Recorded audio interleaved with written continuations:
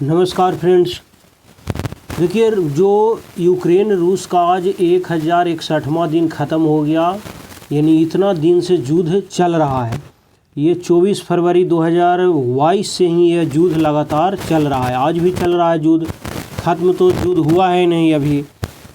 अब क्या हुआ है कि विदेश मंत्रालय ने क्या बोला कि यूक्रेन रूस जंग में 12 भारतीयों की मौत हो गई है। अब तक रूसी सेना की तरफ से लड़ रहे 16 लापता फंसे भारतीयों को वापस लाएंगे। अब ये कौन वापस लाएंगे, ये क्या वजह हुआ कि भारतीय लोग वहाँ पर गए और उस युद्ध में शामिल हुए, इसका कोई रिकॉर्ड तो है नहीं।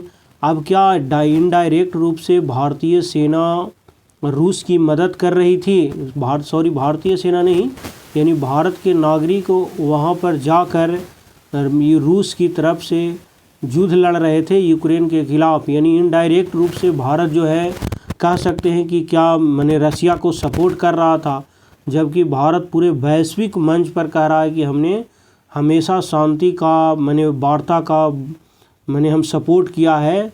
तो क्या वजह रही है कि इतने भारतीय लोग वहाँ पर गए और मर भी गए, 12 लोग मर गए। ये तो आंकड़ा सरकार की तरफ से आया है।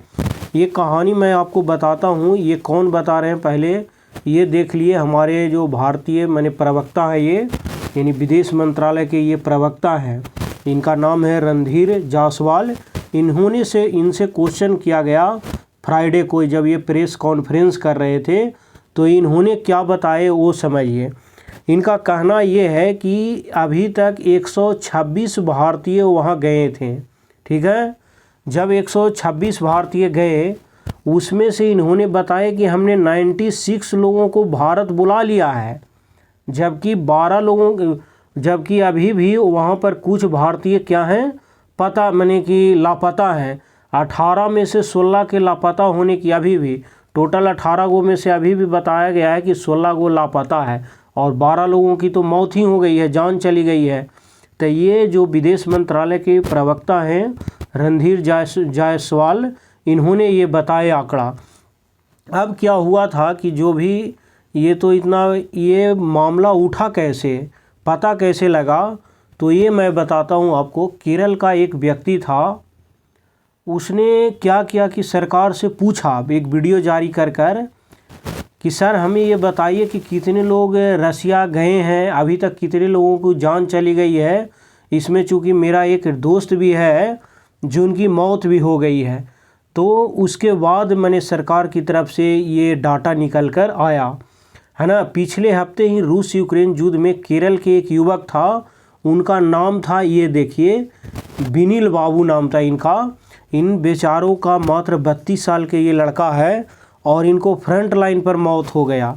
वहाँ पर जाकर इन्हीं के द्वारा पूछा गया था, ये जो हैं विनिल बाबू, इनकी वहाँ पर मौत हो गई है। और इन्हीं के एक और दोस्त हैं जिनको अभी हालत तो ठीक नहीं है उनका भी, वो हॉस्पिटल में अभी भर्ती हैं रसिया में ही, और इनका अभी शव लाया नहीं गया है।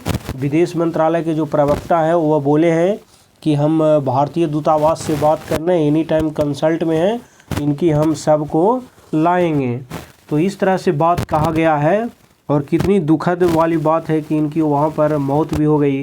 अब मैं आपको बताता हूँ कि रसिया क्यों जबकि पता है कि अभी युद्ध चल रहा है तो भी लोग वहाँ क्यों जा रहे हैं। सरकार क्या इस पर एक्शन ले रही है या न ले रही है, या जानबूझकर भेज रही है।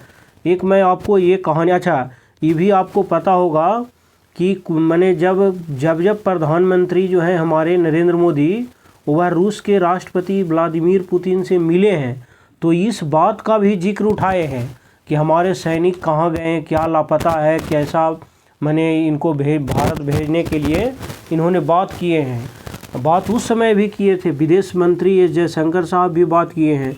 तो ऐसा नहीं है कि भारत सरकार छोड़ दिया है। होता क्या है ना कि जैसे देखिए, पहले नियम था कि रसिया में 5 साल आप रहिए या सेना में काम करिए तो वहाँ की नागरिकता आपको दे दी जाती थी।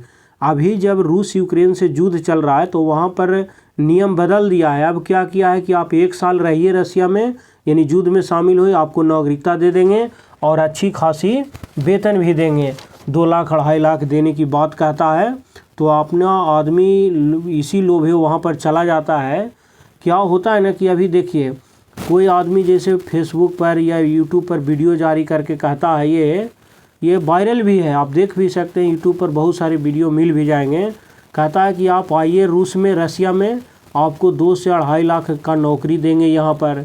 और क्या होता है कि जो युद्ध में बहुत सारे भवन ढह गए हैं वहाँ से मलबे हटाने का काम रहेगा, या खाना बनाने की काम रहेगा, ड्राइवलिंग करने का काम रहेगा। इस तरह का बहाना बना के यहाँ से लोगों को भला फुसला कर ले जाते हैं और फिर युद्ध में शामिल करा देता है। और युद्ध में शामिल करने के बाद फ्रंट लाइन पर भेज देता है। एक क्या हुआ था, एक मैं पढ़ रहा था स्टोरी कि एक आदमी ने, भारत का ही है, उसने कहा कि मैं गया सर वहाँ पर खादा, मैंने जो कोयला उला है या जो मलबा उलवा है उसमें हमको कहा कि हटाना है, मैं रहा, फिर सेना का खाना बनाया।